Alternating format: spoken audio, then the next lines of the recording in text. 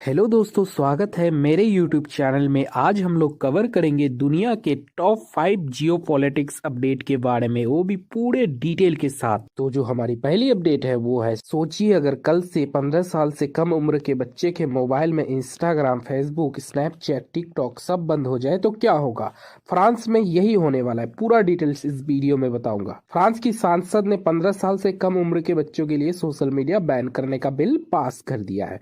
मतलब अब 15 साल से कम उम्र के बच्चे इंस्टाग्राम, स्नैपचैट, टिकटॉक, फेसबुक जैसे सोशल मीडिया प्लेटफॉर्म नहीं चला पाएंगे। यह बिल 26 जनवरी 2026 को फ्रांस की संसद के निचले सदन में पास हुआ है। बिल किसने और कैसे पास किया? फ्रांस के राष्ट्रपति इमैनुअल मैक्रोन। सांसद का नाम है national assembly. Voting result 116 vote समर्थन में आए, 23 वोट विरोध में आए। अब यह बिल सीनेट मतलब ऊपरी सदन में जाएगा। अगर वहां से भी पास हो गया तो कानून बन जाएगा। यह कानून कब से लागू होगा, किस पर लागू होगा? नए अकाउंट जो है सितंबर 2026 से लागू हो जाएगा। उसके बाद पुराने अकाउंट जो है वो दिसंबर 2026 तक बंद हो जाएगा। मतलब पुराने बच्चों के अकाउंट भी धीरे धीरे डीएक्टिवेट कर दिए जाएंगे। फ्रांस ने यह फैसला क्यों लिया? बच्चों का मानसिक स्वास्थ्य। फ्रांस की सरकारी हेल्थ एजेंसी एनसेस के अनुसार सोशल मीडिया से बच्चों में ज्यादा स्क्रीन टाइम, नींद की समस्या, डिप्रेशन, एंजाइटी, गुस्सा और चिड़चिड़ापन तेजी से बढ़ रहा है। साइबर बुलिंग और हिंसक कंटेंट। टिकटॉक, स्नैपचैट जैसी ऐप्स पर गाली गलौज, ट्रोलिंग, हिंसक वीडियो, गलत भाषा बच्चों पर बुरा असर डाल रहे हैं। विदेशी कंपनियों का असर। राष्ट्रपति मैक्रोन ने साफ कहा, हम अपने बच्चों के दिमाग को अमेरिका, सोशल मीडिया कंपनियों और चीन एल्गोरिदम से बचाना चाहते हैं। स्कूल में मोबाइल फोन पर भी सख्ती। फ्रांस में पहले से ही प्राइमरी स्कूल में मोबाइल बैन था, अब हाई स्कूल तक मोबाइल फोन बैन बनाने की तैयारी है। दुनिया में और कहाँ ऐसा कानून है? तो ऑस्ट्रेलिया, दिसंबर 2025 में 16 साल से कम उम्र वालों पर सोशल मीडिया बैन। मतलब दुनिया का पहला देश था ऑस्ट्रेलिया। फ्रांस दूसरा देश बन सकता है। यूरोप की तैयारी। European union age verification system बना रही है, जिससे बच्चे झूठी उम्र डालकर अकाउंट ना बना सके। तो जो हमारी दूसरी अपडेट है वो है, क्या आपको पता है कि 26 जनवरी 2026 को भारत के गणतंत्र दिवस पर 50 से ज्यादा देशों ने भारत को बधाई दी? और क्यों ये भारत के लिए बहुत बड़ी कूटनीति जीत मानी जा रही है? आखिर एकता में बल थीम क्या मतलब है? तो चलिए इस वीडियो को पूरा डिटेल से समझते हैं। गणतंत्र दिवस 2026 की बेसिक जानकारी। गणतंत्र दिवस संख्या 77वां, तारीख 26 जनवरी 2026, स्थान राजपथ, कर्तव्य पथ, नई दिल्ली। मुख्य अतिथि आधिकारिक घोषणा के अनुसार थीम जो है एकता में बल। राजपथ, कर्तव्य पथ, परेड। राष्ट्रपति की भूमिका। राष्ट्रपति द्रौपदी मुर्मू जी ने परेड का उद्घाटन किया। तीनों सेनाएं, थल, जल, वायु की परेड हुई। सेना और सुरक्षा शक्ति प्रदर्शन, आधुनिक मिसाइल सिस्टम, स्वदेशी रक्षा तकनीक, सैनिकों का अनुशासन और शक्ति प्रदर्शन। इससे भारत की डिफेंस पावर दुनिया को दिखी। सांस्कृतिक झांकियां। अलग अलग राज्यों की झांकियां भारत की सांस्कृतिक परंपरा और विकास, यूनिटी डाइवर्सिटी को दिखाया गया। यही कारण है कि थीम रखी गई एकता में बल। प्रधानमंत्री नरेंद्र मोदी जी का संदेश। प्रधानमंत्री मोदी जी ने कहा, संविधान हमारी एकता का सबसे बड़ा आधार है। 2047 तक विकसित भारत का लक्ष्य, हर नागरिक की भागीदारी जरूरी। अंतर्राष्ट्रीय स्तर पर भारत को बधाइयां। किन किन देशों ने शुभकामनाएं दी? France, Bhutan, Cyprus, UAE, America, UK, 50 से अधिक देश। यही दिखाता है कि भारत की ग्लोबल इमेज स्ट्रॉन्ग हो रही है। पीएम मोदी का जवाब। पीएम मोदी ने सभी नेताओं को ट्विटर एक्स पर धन्यवाद दिया। कहा कि ये संदेश भारत की वैश्विक साझेदारी और मित्र देशों से मजबूत रिश्ते दिखाते हैं। विदेश मंत्री एस जयशंकर को मिली बधाइयां। किन किन देशों के विदेश मंत्रियों ने दी? Mauritius, Armenia, Australia. जयशंकर का जवाब, द्विपक्षीय संबंध और मजबूत करने की बात। वसुधैव कुटुंबकम नीति को दोहराया। वसुधैव कुटुंबकम का अर्थ पूरी दुनिया एक परिवार है। भारत की विदेश नीति का आधार G20 समिट 2023 की थीम भी रही। तो इससे पता चल रहा है कि भारत की अंतर्राष्ट्रीय ताकत कितना बढ़ रही है। तो जो हमारी तीसरी अपडेट है वो ये है, अगर किसी देश की हवा पर दुश्मन का कंट्रोल हो जाए तो जमीन और समुद्र पर लड़ाई का क्या हाल होगा? क्या आपको पता है कि सिर्फ 88 घंटे में भारतीय वायुसेना ने पाकिस्तान को सीज फायर मांगने पर मजबूर कर दिया था? आज हम जानेंगे ऑपरेशन सिंदूर, जिसने पूरे दक्षिण एशिया की हवाई ताकत बदल दी है। ऑपरेशन सिंदूर क्या था? ऑपरेशन सिंदूर भारत और पाकिस्तान के बीच हुआ एक हवाई संघर्ष था। यह ऑपरेशन 7 मई से 10 मई 2025 तक चला। कुल समय 88 घंटे, लगभग 4 दिन। इसमें भारतीय वायुसेना IAF और पाकिस्तानी वायुसेना PAF आमने सामने थी। महत्वपूर्ण बात, यह कोई जमीन युद्ध नहीं था, यह मुख्य रूप से एयर पावर, हवाई ताकत की लड़ाई थी। रिपोर्ट किसने जारी की? देश स्विट्जरलैंड। संस्था का नाम centre for military history and perspective studies, CHPM। Report लिखने वाले मिलिट्री हिस्टोरियन एड्रियन फोंटानेलाज। स्विट्जरलैंड इसलिए अहम है क्योंकि यह किसी देश का पक्ष नहीं लेता, इसकी रिपोर्ट को नेचुरल माना जाता है। रिपोर्ट्स का सबसे बड़ा दावा क्या है? भारतीय वायुसेना ने पाकिस्तान पर हवाई श्रेष्ठता हासिल कर ली थी। हवाई श्रेष्ठता क्या होती है? जब दुश्मन का विमान उड़ने से डर जाए, जब दुश्मन रडार बंद करने पर मजबूर हो जाए, जब आसमान पर सिर्फ एक देश की कंट्रोल रह जाए। रिपोर्ट्स के अनुसार IAF ने पाकिस्तान के बड़े हवाई इलाके पर कब्जा कर लिया था। IAF ने हवाई श्रेष्ठता कैसे हासिल की? लंबी दूरी की घातक हथियार भारत ने इस्तेमाल किए। BrahMos missile, scalp, easy cruise missile, ये मिसाइलें बहुत दूर से हमला करती है, दुश्मन को जवाब देने का मौका नहीं देती। पाकिस्तान के रडार और एयर डिफेंस सिस्टम तबाह। पाकिस्तान के फॉरवर्ड रडार स्टेशन नष्ट। HQ-9 एयर डिफेंस सिस्टम खत्म कर दिया गया।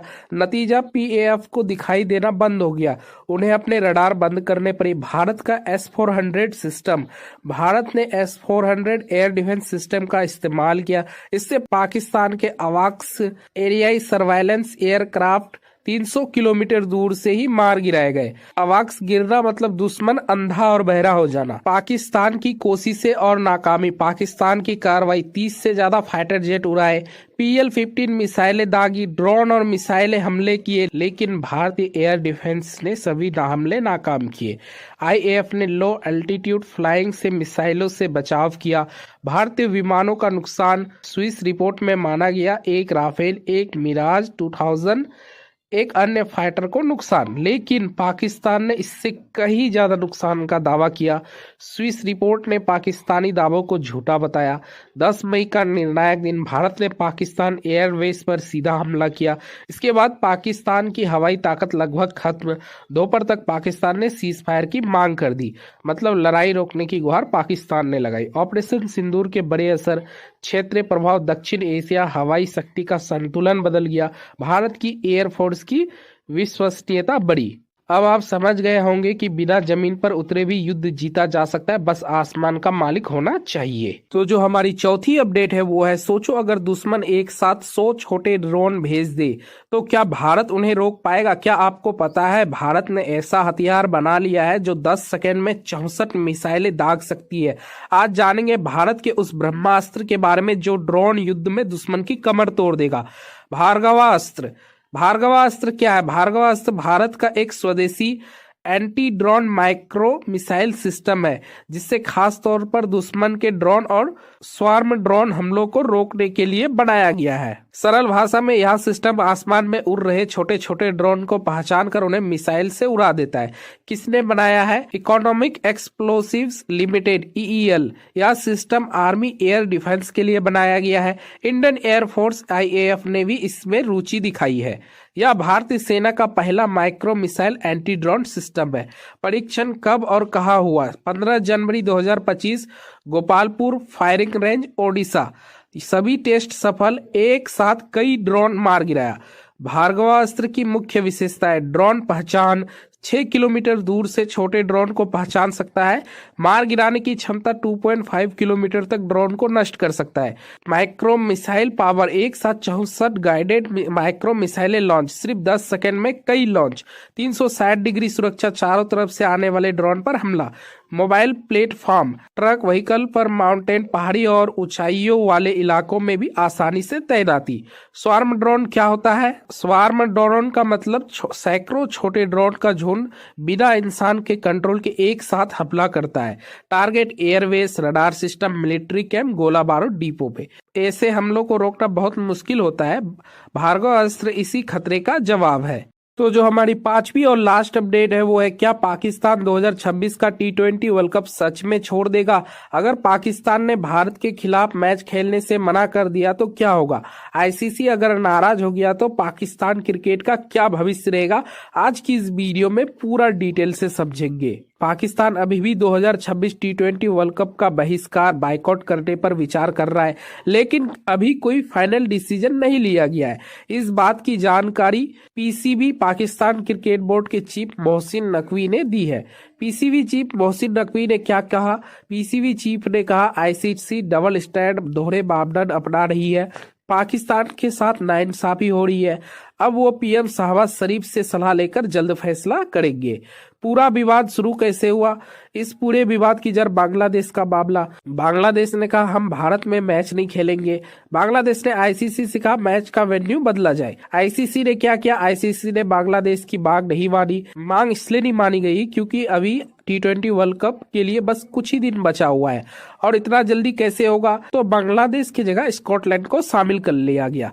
यही से पाकिस्तानी भड़क गए। पाकिस्तान का रुख, पाकिस्तान ने बांग्लादेश का पूरा समर्थन किया। आईसीसी पर भेदभाव का आरोप लगाया गया। अब पाकिस्तान के सामने तीन ऑप्शन है। पाकिस्तान के संभावित कदम: ऑप्शन 1, पूरा टूर्नामेंट छोड़ देना, मतलब 2026 T20 वर्ल्ड कप में हिस्सा ही नहीं लेना। संभावना बहुत कम है कि क्योंकि नुकसान बहुत ज्यादा होगा, बहुत सारे पेनल्टी लगेंगे पीसीबी क्रिकेट बोर्ड में। ऑप्शन 2, भारत के खिलाफ मैच फॉरफिट करना। तारीख 15 फरवरी 2026, वेन्यू कोलंबो श्रीलंका, मतलब मैच खेलेंगे ही नहीं, भारत को सीधे जीत मिल जाएगी। या तो ये कर सकता है। ऑप्शन 3, खेलना लेकिन कूटनीतिक विरोध के साथ। मैच खेलेंगे लेकिन आईसीसी के फैसले का विरोध भी करेंगे। आईसीसी की चेतावनी: अगर पाकिस्तान ने ज्यादा शक्ति दिखाई तो आईसीसी ने चेतावनी दी है। संभावित सजा: पीएसएल में विदेशी खिलाड़ियों पर रोक, पाकिस्तान क्रिकेट को मिलने वाली आईसीसी फंडिंग रोक दी जाएगी।